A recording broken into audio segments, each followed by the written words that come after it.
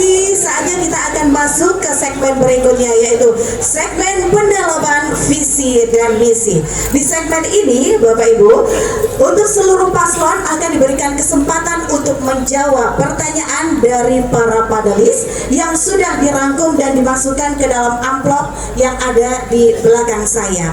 Begitu ya. Dan untuk yang pertama, kita akan memberikan kesempatan terlebih dahulu kepada para panelis untuk mengambil subtema dari masing-masing pertanyaan tersebut. Dan untuk yang pertama akan memulai menjawab pertanyaan adalah paslon nomor urut 2. Kami persilakan untuk panelis mengambil satu subtema di dalam fishbowl. Monggo Bapak panelis dulu, monggo silahkan Bapak untuk mengambil satu subtema. Silakan, bisa dibuka dan dibacakan.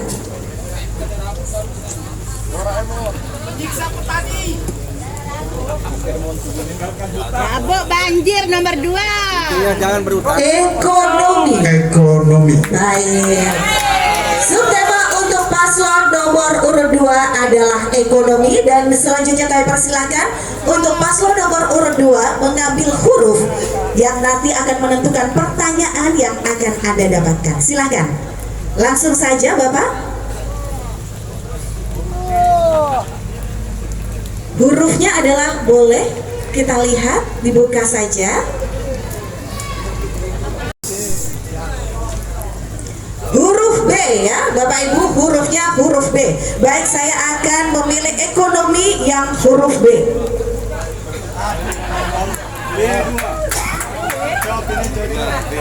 Baik, untuk amplop masih disegel ya Bapak Ibu ya. Bisa terlihat di sini amplopnya masih disegel.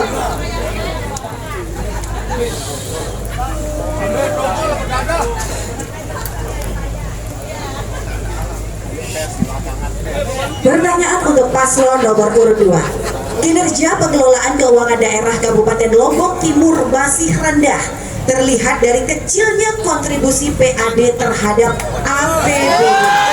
Bahkan setiap tahun capaian PAD masih di bawah target. Pertanyaannya, apa langkah-langkah strategis yang akan dilakukan paslon untuk meningkatkan PAD Kabupaten Lombok Timur? Waktu untuk menjawab Bapak 4 menit, dimulai ketika Anda berbicara. Silahkan. Baik, terima kasih. Jadi kalau kita, maka kita harus berbicara pajak daerah, kita akan bicara retribusi daerah, dan kita akan berbicara mengenai pendapatan lain yang sah. Nah, ini tentu kita akan lihat di mana sumber daya yang kita miliki. Kita punya lebih dari 27 pasar. Kita punya ada badan usaha milik daerah. Kita memiliki lembaga keuangan yang kita sebut dengan selaparan finansial yang tidak dimiliki oleh kabupaten lain. Kota Mataram tidak punya, Kabupaten Bima Dongko hanya kita yang punya.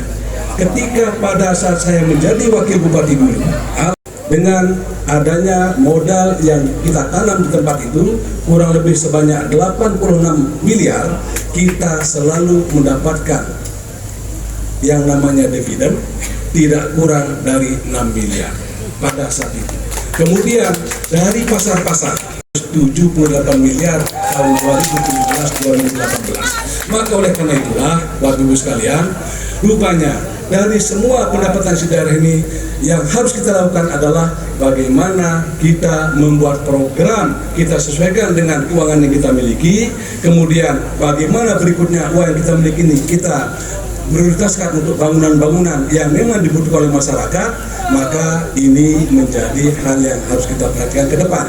Oleh karena itulah Bapak Ibu sekalian, penekanan kami adalah semua yang membantu di bidang keuangan, apakah itu ASN, apakah itu lembaga-lembaga yang lain, mereka semua harus jujur, mereka harus betul-betul amanah, tidak boleh membocorkan anggaran sedikit pun. Karena apa? Kalau sudah namanya bocor yang kecil itu lama-lama akan menjadi besar, dan itulah sebabnya kita selalu meninggalkan hutang. Oleh karena itu, persoalan hutang ini persoalan sangat berat.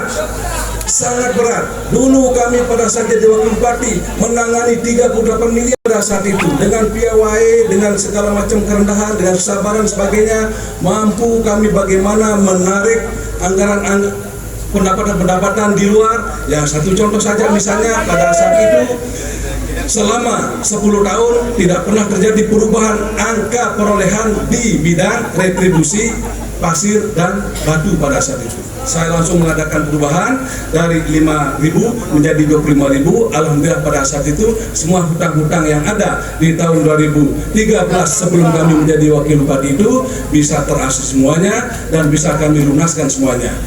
Termasuk di dalamnya adalah begitu kami selesai menjadi wakil bupati, kami meninggalkan uang, meninggalkan kita semua dan Agro Saparang, meninggalkan uang aset yang ada di Energi Saparang, SPBUN yang dulunya bukan kita punya, itu menjadi kita punya. Semua kekayaan-kekayaan ini menjadi hal yang harus kita topang ke depan, kita akan perbaiki ke depan, kita akan berdayakan ke depan, karena ini adalah sumber pendapatan kita untuk meningkatkan pendapatan asli daerah di Kabupaten Lombok Timur ini, untuk membangun Lombok Timur ini, untuk memajukan Lombok Timur ini supaya Lombok Timur lebih baik dan lebih maju. Terima kasih. Wassalamualaikum warahmatullahi wabarakatuh.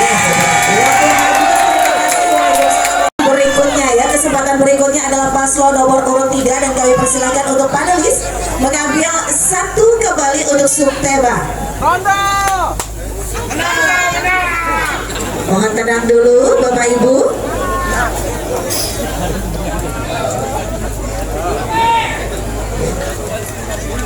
Baik. Semangat. Subtema untuk paslon nomor urut 3 bisa dibacakan Bapak. Investasi hukum Kamtibmas. Investasi hukum dan Kamtibmas. Baik, terima kasih. Itu ya, dan kami persilakan paslon nomor urut 3. Monggo, silakan. Investasi hukum dan Kamtibmas. Silakan dibuka.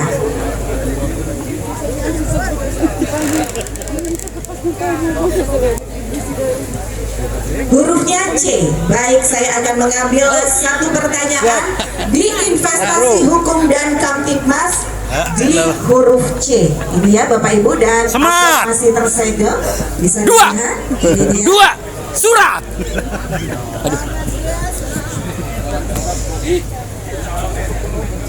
Untuk paslon nomor urut 3. Tata kelola pemerintahan, transparansi dan akuntabilitas pelayanan publik masih menjadi sorotan, terutama di desa. Laporan KPK, reformasi birokrasi dan peningkatan kualitas pelayanan publik merupakan tantangan yang harus diatasi. Pertanyaannya, jika paslon terpilih, kebijakan apa yang dilakukan untuk memperbaiki persoalan tersebut? Silakan, Bapak sudah siap? Waktu Anda 4 menit dimulai ketika Anda berbicara. Ya, jadi Mohon tenang dulu Bapak Ibu, silakan. pertama-tama kita harus memberikan kepastian regulasi ya kepada pemerintah desa, karena banyak kebijakan-kebijakan yang ada di desa itu seringkali tidak diiringi dia dengan regulasi-regulasi di tingkat pemerintah kabupaten. Sehingga dasar ini yang menyebabkan para aparatur desa, pemerintah desa yang seperti tadi disampaikan ada kecenderungan penyalahgunaan keuangan, hukum dan sebagainya bisa dilakukan gitu. Yang berikutnya juga perlu terus diberikan pemahaman dan pelatihan-pelatihan, pendidikan-pendidikan yang ada di bawah, bagaimana mengelola keuangannya dengan baik. Nah, sehingga dengan demikian kita berharap ke depan tidak lagi menjadi sesuatu yang muncul setiap tahunnya. Peran Badan Perwakilan Desa juga mesti harus diberikan posisi yang seimbang, karena selama ini rekan-rekan BPD juga sepertinya sebagai tukang cap ya, tidak ikut serta dalam rangka mengawasi dengan seksama bagaimana pelaksanaan kegiatan-kegiatan pengelolaan keuangan di tingkat desa. Saya kira itu yang dapat saya sampaikan. Terima kasih.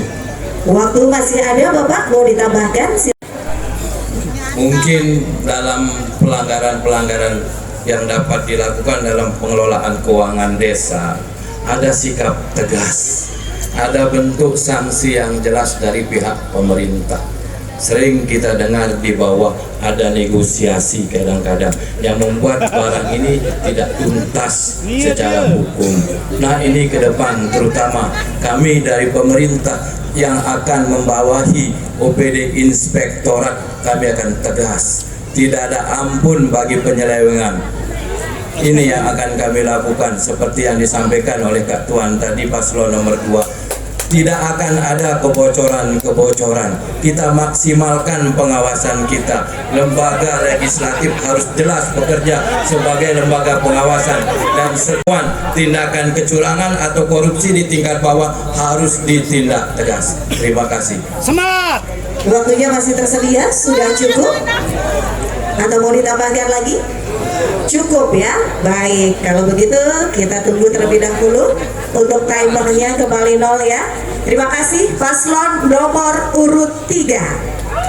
4. Nanti juga sabar seperti paslon 2 dan 3. Kami persilahkan terlebih dahulu panelis untuk mengambil satu ya subtema yang ada di fishbowl. Monggo silahkan.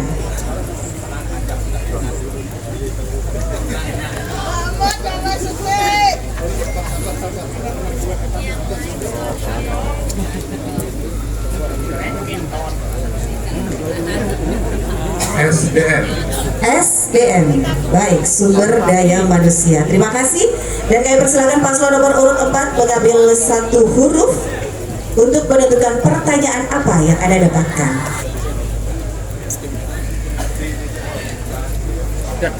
Lalu,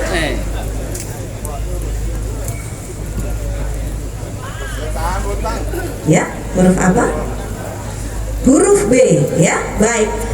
Paslon nomor urut 4 dengan subtema sumber daya manusia, hurufnya B ya. Bravo. Saya ambil amplopnya, ini dia Bapak Ibu, B, dan masih tersegel.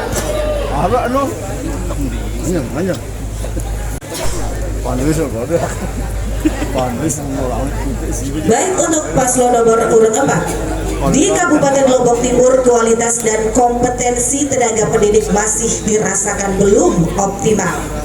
Pertanyaannya, jika terpilih, apa yang akan paslon lakukan untuk mewujudkan pemerataan tenaga pendidik yang kompeten di seluruh wilayah Kabupaten Lombok Timur, termasuk di daerah terpencil yang sering kali mengalami kekurangan guru berkualitas? Silakan, waktu Anda 4 menit dimulai ketika berbicara. Baik, terima kasih. Jadi yang pertama adalah kami ingin tingkatkan insentif bagi guru-guru honor kita yang selama ini sangat membutuhkan perhatian dari pemerintah.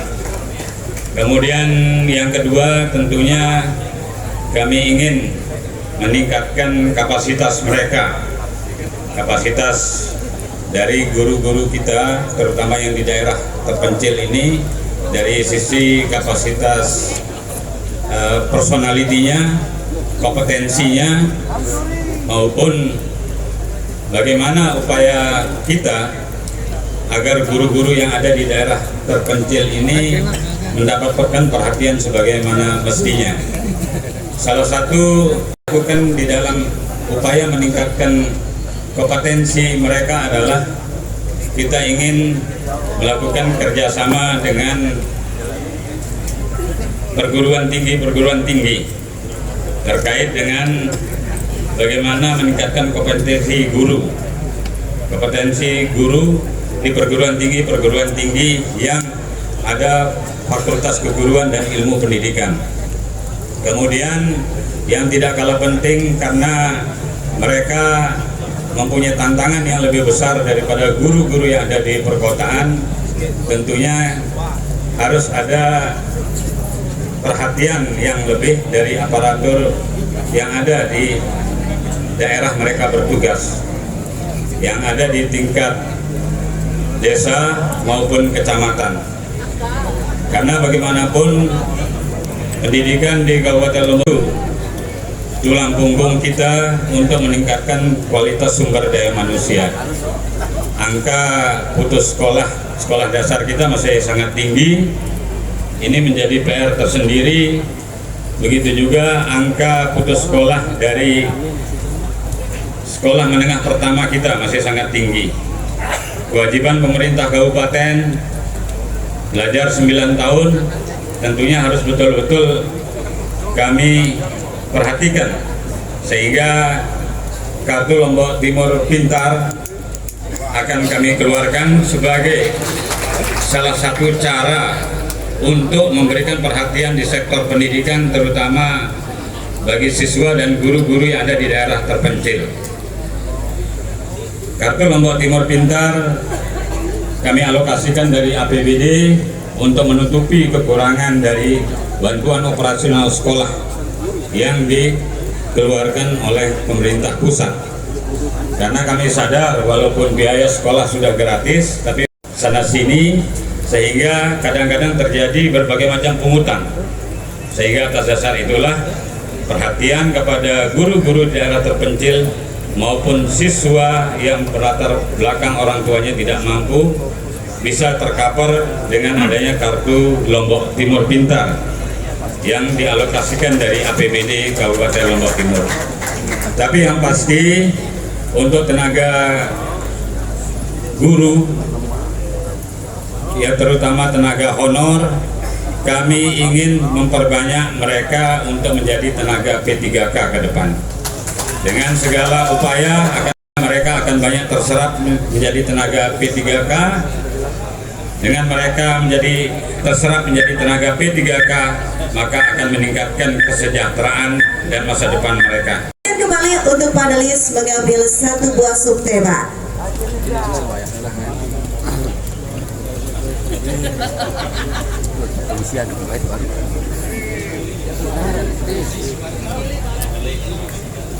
Subtemanya adalah ketenaga kerjaan, betul ya?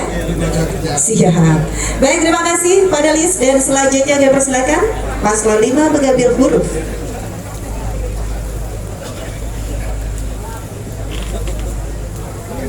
Hurufnya A. Baik, terima kasih, dan saya akan mengambil amplop ketenaga kerjaan dengan huruf A ya. Masih tersegel dengan rapi, kita akan buka.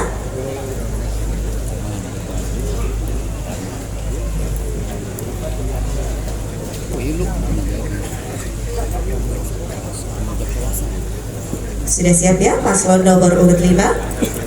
Program peningkatan keterampilan pekerja migran Indonesia PMI yang dilaksanakan oleh Dinas Tenaga Kerja Kabupaten Lombok Timur belum sesuai identifikasi yang dibutuhkan oleh perusahaan penempatan PMI atau P3MI.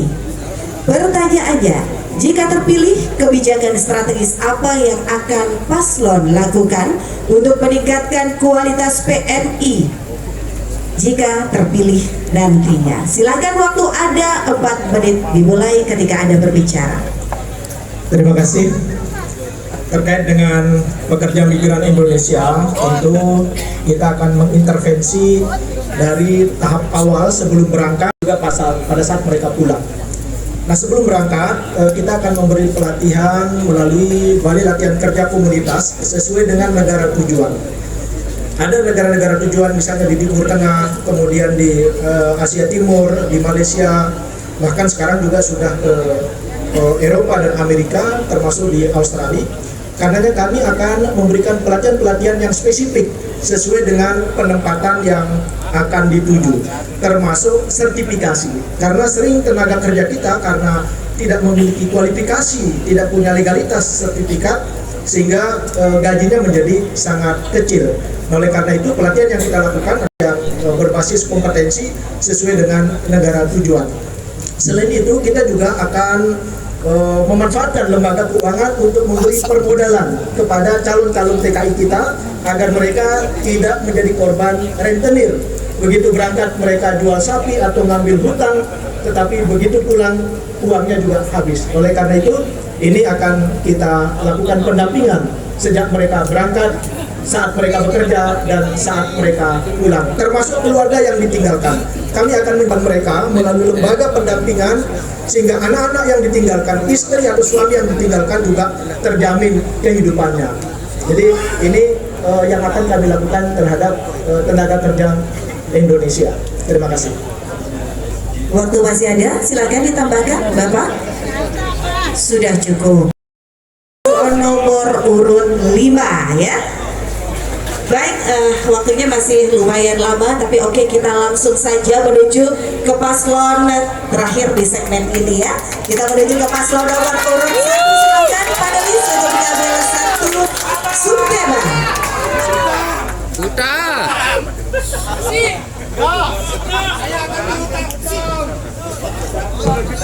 Ya, subtemanya adalah Bukan. pertanian, perikanan, dan pertambangan. pertanian, perikanan, dan pertambangan. Silahkan paslon 1 mengambil hurufnya. Pasir besi.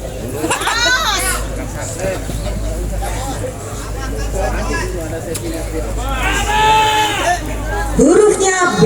Baik, pertanyaan untuk paslon nomor urut